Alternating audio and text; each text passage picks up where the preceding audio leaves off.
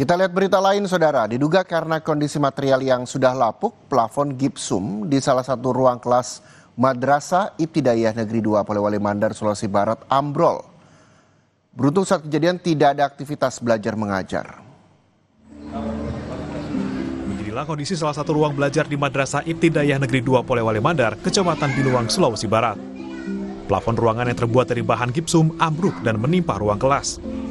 Beruntung saat peristiwa terjadi tidak ada aktivitas belajar mengajar sehingga tidak menimbulkan korban. Menurut pihak sekolah, ruangan ini baru dibangun sekitar setahun lalu. Namun kerusakan pada plafon sudah mulai tampak sejak beberapa bulan terakhir.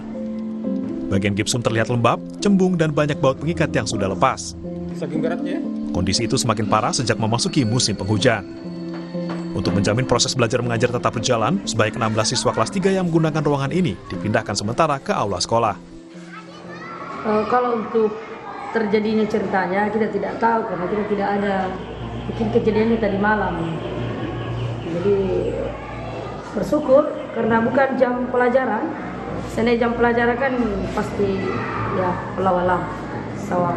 Bu, sebelumnya memang ada tanda-tanda bahwa ini. Ya, memang. Apa? Memang ada di situ bagian sudut kelas. Memang dia sudah kayak rubuh memang begini, cembung memang ke bawah, sudah cembung ke bawah. Bahkan sudah bagian pinggirnya itu sudah lembab, tidak terlem lagi. Iya. Pihak sekolah berharap pemerintah daerah dapat segera melakukan renovasi ruang kelas yang ambruk agar aktivitas belajar siswa dapat kembali normal. Edwin Arwan Pitu, Kompas TV, Majene, Sulawesi Barat.